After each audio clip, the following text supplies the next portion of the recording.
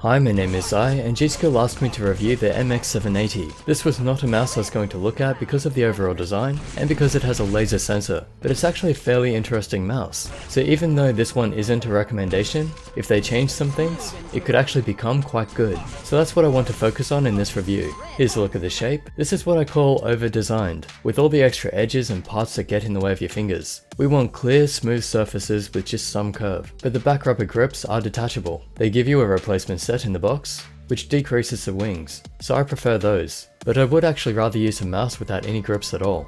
You can also add weights if you want to, and adjust the back to suit your grip, just going up and down, and the key is also included in the box. It's not actually a bad shape, it's standard and ambidextrous, although that also means there are buttons on both sides, and they can get in the way. I hope they figure out how to make those modular in the future, so then we can choose if we want them or not. Also, they have too much travel, meaning when you click them in, they go too far in, and it's actually hard to press them in individually too. So the side buttons aren't good, but the rest of the buttons feel great. Enough tension without being hard to press in.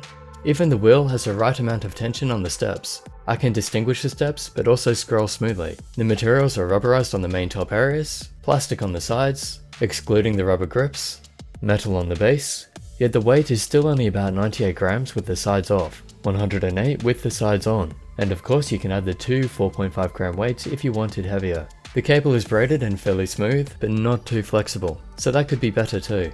Now testing the implementation of the laser sensor on hard and soft pads. It handles rocket jumping well enough, and I can't make it spin out. Even in the tilt slam test, I haven't been able to make it lose track, which is really good. In the sniper test, it tracks pixel by pixel and fairly smoothly. This is actually quite good in a way, because the 9800 is usually jittery on cloth pads, but I'll get to that in a moment. I don't have an accurate acceleration test, but after multiple attempts, it seems like this does have some deceleration, which isn't good. The liftoff distance is under 1 DVD on both hard and soft pads, but that can be altered in the software. In getting back to the smooth movements, while I can't test delay exactly, it doesn't feel as responsive as the Logitech G403. They might have added some extra smoothing to it. Testing the 360, it's about right, and in the line test, tested on hard and soft pads again, it definitely doesn't have the jitter that I've come to expect from laser sensors. There's almost none, and there's no angle snapping, no skipping, and the liftoff movement is fine, and there's no lens rattle. So it's a really good performance in a way, but I'm sure they've altered the sensor to make it seem that way, and to do that, they've sacrificed responsiveness.